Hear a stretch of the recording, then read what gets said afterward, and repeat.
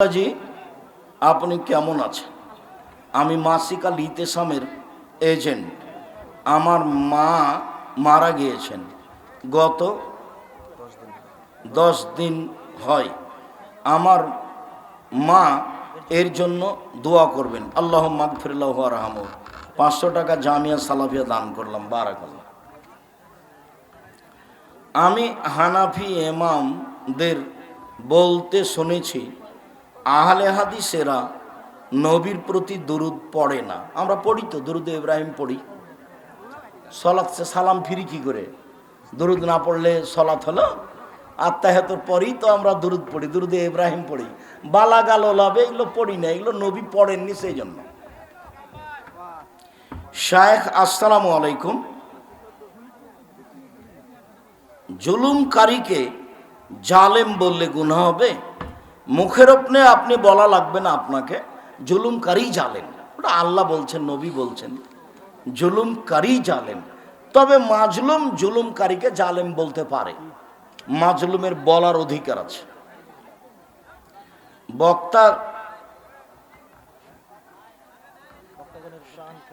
বক্তাগণের কোরআন তেলাওয়াতের পর সবাই আল্লাহ আকবার বলার সারি বিধান কি?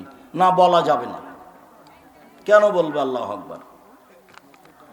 বেতের সালাত কিভাবে পড়তে হয়? 1 রেখাত পড়েন, 3 রেখাত পড়েন, 5 রেখাত পড়েন।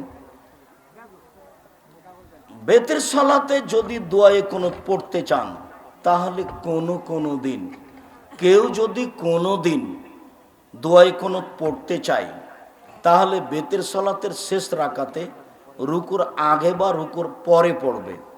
রুকুর পরে পড়লে হাত উঠিয়ে পড়ে হাত ছেড়ে দিবে, মুখে মুছবে না। কোনো দিন মাঝে মধ্যে, প্রতিদিন দোয়া পড়বে না।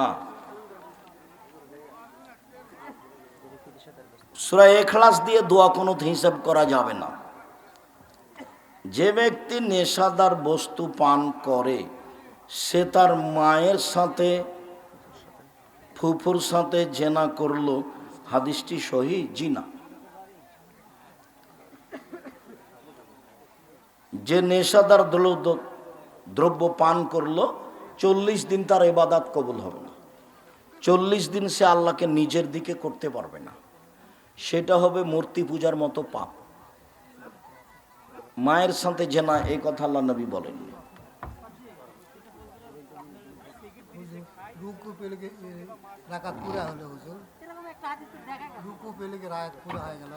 ওই হাদিস ঠিক নয়। জি, রুকু পাইলে রুকুই রাকাত, ওটা গিবাতের সাথে আছে। গিবাত করলে মায়ের সাথে জেনা, ওই হাদিস ঠিক নয়। রুকুই রাকাত, রুকুই রাকাত। তো সূরা ফাতিহা হয়নি, যে সূরা ফাতিহার জায়গা নয়, এজন্য আল্লাহ নবী অনুমতি দিয়েছেন রুকুই রাকাত, বাস রুকু রাকাত। হুজুর, আমাদের এখানে ছেলে এবং মেয়ে দুইজনের কাছে গিয়ে বিবাহ পড়ানো হয়। জি না, ওটা নাজায়েজ। কুড়াহাট তো বেশি দূর নয়, 8 মাইল থেকে। এইটা কেন? মেয়ের কাছে বিবাহ পড়ানো নাজায়েজ। উকিল বাপ হারাম, উকিল বাপ হারাম। কোনোদিন উকিল বাপ নিয়ে আসতে হবে না বিবাহে। জি, বাবাই উকিল। শুক্রিয়া, জাযাকুমুল্লাহ খায়র। আল্লাহ আমাদের যারা মারা গেছে, তুমি তাদের কবরের শাস্তি মাফ করো। আমরা যারা অসুস্থ, তুমি তাদের আরোগ্য দান করো। আমরা যারা বেঁচে আছি, তুমি তাদেরকে তোমার রাসূলের পদ্ধতি অনুযায়ী চলার তৌফিক দান করো। ওস্তাদজি, মসজিদে কি বিক্রি করে বাড়ি বানানো যাবে? মসজিদ কি বিক্রি করে? হ্যাঁ, মসজিদের জায়গা বিক্রি করেন, ওটা তো কমিটির ব্যাপার। মসজিদ যে কিনে নিয়েছে জায়গাটা, সে বাড়ি করবে, যা করবে করুক, টয়লেট বানাক, ঘর বানাক, যা করবে করুক।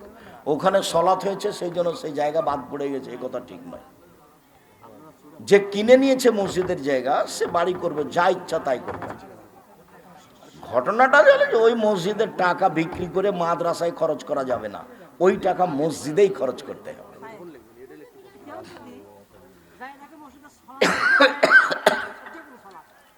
শুক্রিয়া, শুক্রিয়া।